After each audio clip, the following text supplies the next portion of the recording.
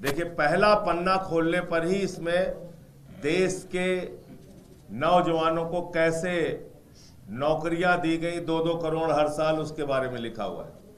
किस किस राज्य में 2-2 करोड़ नौकरी बांटी गई, ये पहले पन्ने में है। और दूसरे पन्ने में लिखा हुआ है कि हर खाते में 15-15 लाख पूरे देश के अंदर पहुंच गया है सबको। सारी जनता मौज मना रही है, 15-15 लाख हर खाते में पहुंचा है। और ये तीसरे पेज में काफ़ी विवरण और विस्तार के साथ लिखा हुआ है कि देश के हर किसान को उनके फसल का दाम 2 गुना मिल रहा है। और पूरा देश इस बात से उत्साहित है, झुग्गियों में रहने वाले लोग और गरीब आदमी।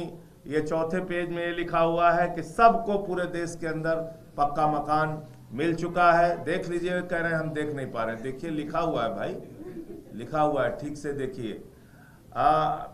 आगे 5वें पेज में इसमें काफ़ी विस्तार और विवरण से लिखा हुआ है कि इस देश में डीजल का दाम 40 रुपये हो चुका है, पेट्रोल 50 रुपये का मिल चुका है। और जिस सिलेंडर को लेकर भारतीय जनता पार्टी की नेत्री और नेता सब प्रदर्शन करते थे, वो सिलेंडर 250 रुपये में पूरे देश के अंदर मिल रहा है। ये 6ठे पेज में आपको देखने को मिलेगा, काफ़ी विस्तार से इसमें लिखा हुआ है।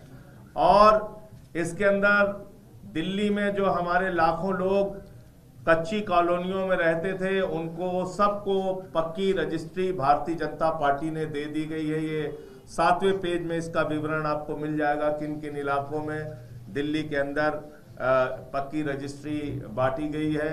ये सारा कुछ आप लोग विस्तार से पढ़िए, जानिए हमारे सरकार के बारे में। और रुपया तो मोदी जी के समय में इतना मजबूत हुआ है, इतना मजबूत हुआ है, कैसे कैसे बेचारे दिन रात 18-18 घंटे काम करके उन्होंने रुपए को मजबूत किया है। ये आपको देखने को मिलेगा इस 8वें पेज के ऊपर, जिसमें पूरा विस्तार से मोदी जी की 18-18 घंटे की मेहनत का जिक्र किया गया है। 9वें पेज पे जब आप जाएंगे तो आपको देखने को मिलेगा कि अपने पूंजीपति दोस्तों के साथ उनके कैसे रिश्ते हैं।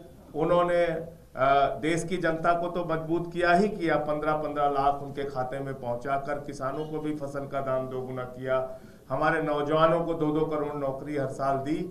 लेकिन अपने दोस्त को कैसे उन्होंने लाखों करोड़पति बनाया, पूरे दुनिया में आज उसका नाम हो रहा है, 10 नंबरी अमीर बन चुका है वो। तो उसका भी काफ़ी कुछ विस्तार से दिया हुआ है।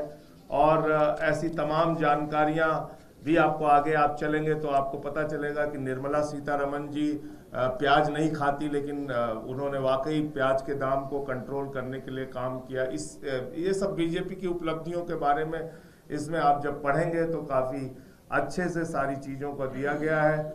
जीएसटी कैसे उन्होंने सामान खरीदो तो टैक्स देना है, सामान बेचो तो टैक्स देना है, बैंक से पैसा निकालो तो टैक्स देना है, और ये सब राष्ट्र हित में किया जा रहा है, उसके बारे में भी लिखा है। आप लोग बुरा मत मानिए, कई बार लोग नाराज हो जाते हैं, पुरानी कार बेचने पे भी टैक्स देना है, नई खरीदने पे भी टैक्स देना है, पॉपकॉर्न पे भी देना है, मीठे वाले पे देना है, खट्टे वाले पे नहीं देना है, नमकीन में देना है, सब कुछ इसमें लिखा हुआ है कि ये सब आप राष्ट्र हित में कर रहे हैं। कहीं से भी बुरा ना माने, टैक्स तो देना आपकी जिम्मेदारी है, राष्ट्र हित में आप लोग टैक्स देते रहें।